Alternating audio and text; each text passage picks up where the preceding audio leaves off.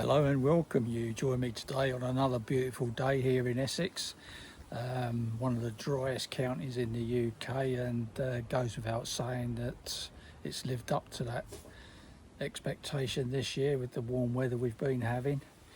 So today I'm just going to give you a little tour of my garden.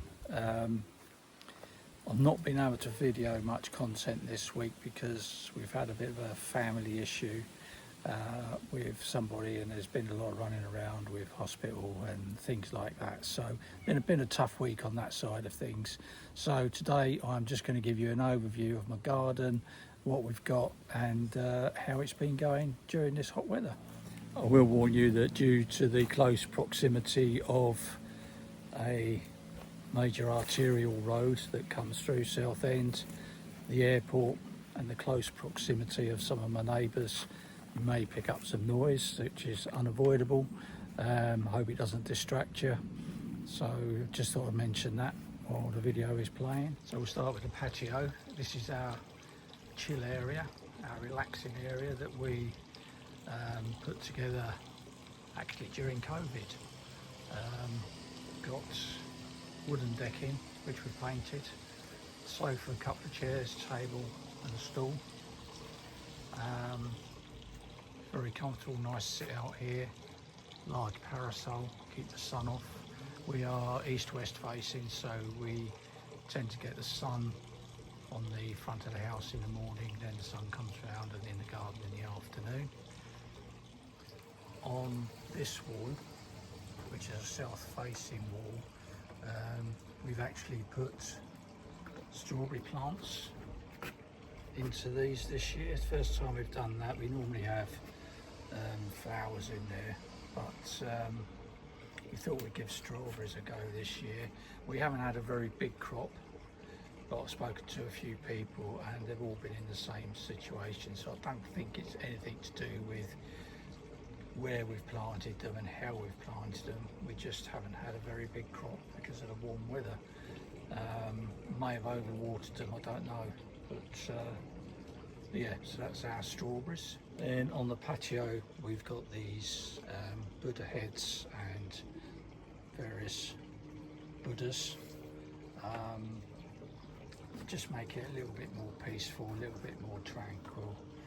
We're not what we call religious people, but we do like to have this type of thing around. It's just gives us peace of mind, and they're attractive to look at,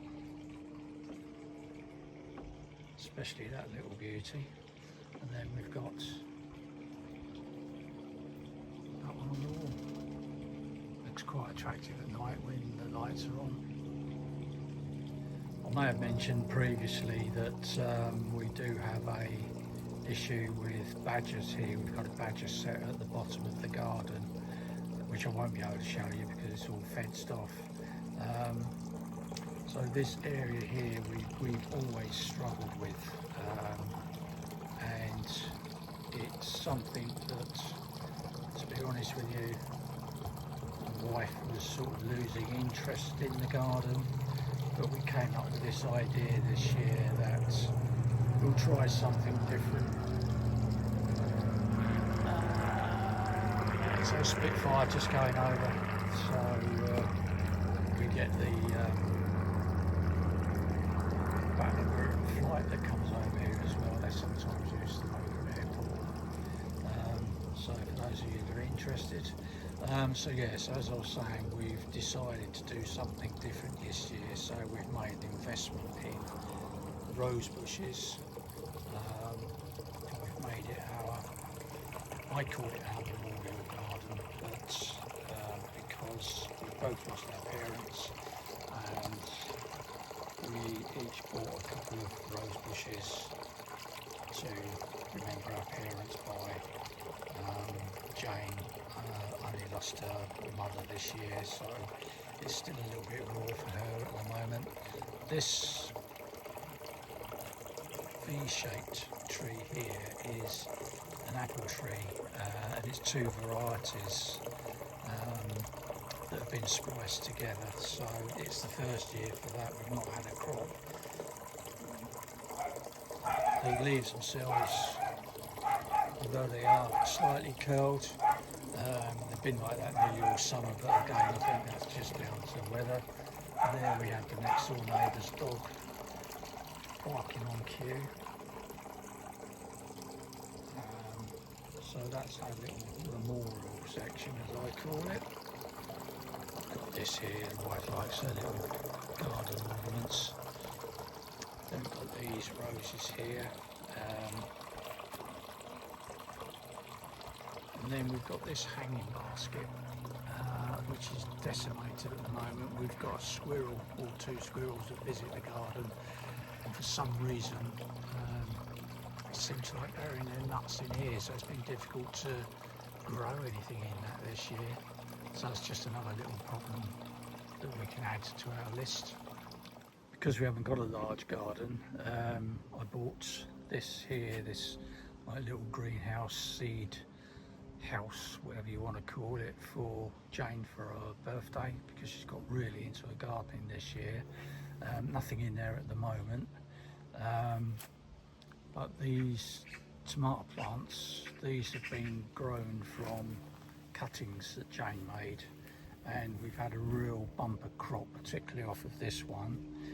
This one's been doing quite well. These two, that one's got quite a few green ones on there at the moment, waiting for them to change. This smaller one is the last one she did the cutting for. And then at the back here we've got our runner beans. Again, nothing coming out yet, but we've started to see little ones. There we go, they're starting to come out all over the tree now. This, about a month ago, was in quite a pitiful state. The warm weather or the hot weather had really got to it, but we've managed to recover it, given it plenty of water, and just so happy that that's survived. And then we've got one of these, it's called a pod. Probably seen these, probably got them yourself. It's got this protective hood, which is a plastic mesh, and in the winter you put a plastic cover over it as well, so you can have your winter veg in there as well. And this year we've had carrots, got some beetroot and cabbage. Again, this is probably one of the best years that we've had for crops in here. Not been successful, but I think it may have been how we'd been managing it before, but because we've had more time, yeah, we've had some lovely carrots, and the cabbage is absolutely to die for. It's got a beautiful taste to it. Beetroot, it's not doing too bad, but I think what happened with those is that we planted them too close together and we didn't separate them as they started to shoot, and they've not come up as big as we'd like them to have been. So that's something that we've had to learn about those. So that's the pod. Over here, this bench is normally situated here. But what we have to do of an evening is that these pots, we push them all back and we stand the bench in front of them, because we get foxes as well. So it's just to protect them in an evening, to stop the animals climbing over them. But yeah, that's a nice, that's a solid teak bench that we got, which is, it's been a nice feature to the garden. Then over here, we've got some more pansies growing. That's lavender that Jane started to grow, and in this one, I keep forgetting the names of these things, these are dahlias. So as you can see, we've got a nice crop in there. Then coming along the fence, we've got a sweet pea that's growing. Got had a couple of flowers come up on there. Again, it's the first year for this, so it's very difficult. The other problem we've got is pigeons, and because these are growing up the fence, pigeons sit on top of the fence and then they poop, which doesn't help. Then we've got this, and I can't for the life of me remember what it is. Don't know if it's a clematis. I don't know. But again, the stones are in this pot because the badgers have got a habit of nuzzling. So it's just to prevent them nuzzling in the soil. And then we've got this area at the back. This is quite a clay dense area, which again we've never really done anything with. It's just always been overgrown with weed, and we just let it grow wild. But this year we put some pansies in, little gnomes. They were from my daughter and granddaughter's for Father's Day. So again, we've put a couple of rose bushes in, kept on top of the weeds, got these plants. I did set some wild flowers across the back there, but it seemed to be a thoroughfare for the badgers, so they got trampled and not really come to anything. But again, we don't get a lot of sunlight on this particular fence. This one we've had some lovely flowers on. I can't give you names because I'm really useless at that type of thing. And this one over here we actually moved from the bottom end where I've got the roses now, moved it up here with these other bushes. This hole here, that is a hole that is the entrance to the badger set, which is where they come out of an evening. They haven't been so busy this year. Whether they've found another garden they like more preferable over ours, I don't know, but we're still getting them in the garden, but not as frequent, and they're not causing as much damage. Whether that is down to the types of plants we've put in, I really don't know. We've got this bird bath. Issue we have with this is because the sun is on the garden all afternoon, it gets very hot. Now if we put it in the shaded part of the garden, it means it's close to the fence, which is a worry for me because we do have cats that come into our garden, and I don't want them to be sitting up on the fence and pouncing when birds are sort of having a bath or having a drink, so we've put it there for now. These are some wildflowers. These are from the same packet as what I've just shown you on that far wall. This was originally full of them, but because of the badgers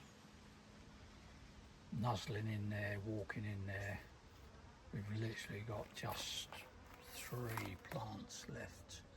I think that one is, I think that's died off now. Yeah, so it's got some buds on it, so that might come up. And coming across, we've got this first one is raspberry bush, and for the first year we've had quite a nice little crop off those. Nothing massive, but it's sort of given me 5 or 6 fruits every morning to be able to put into my smoothie. Black currant bush, we had some nice black currants on this. It was actually a bit bigger than this, but it actually started to die off. I don't know why. As you can see from the leaves on there, brown and curly. So I'm not quite sure what happened with that. And then the one at the back is a red currant bush. I've not had any crops off that at all this year, but again, it's the first year for them. These are pumpkin plants. Jane put some seeds in and these have come out, and I just transferred these yesterday. We was a bit worried about putting them in here because this is one of the places where particularly the foxes come in and break everything down. But they survived the night, and hopefully that'll be an ongoing thing. And then we've got a gooseberry bush, which is that's the 2nd or the 3rd year with this. I think the mistake that I've made with this is that I've never cut it back. So although we've had gooseberries this year, I don't think we had as many as we could have had if I'd have taken more care of it. So with all these bushes, I've looked it all up, I've checked the dates and when the best time is to cut them back, how to cut them back.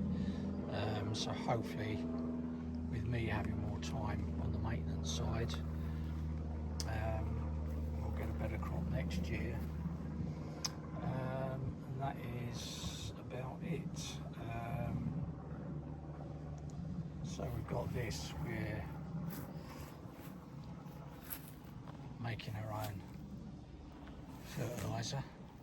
So I invested in this, it's only a cheap one.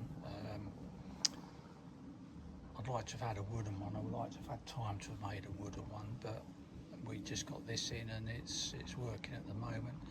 We haven't had any out of it yet because we're still in the process. We've only had it, 2 months, so it'll be another 3, maybe 4 months before we get anything from that.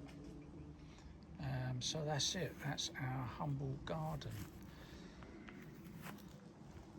Hope you've enjoyed that. And so we've got nice grass. We've got a bit of grass, but like everything else, it's dead this year. So thanks very much for watching, appreciate it, and hopefully I can come up with some more content for the next one.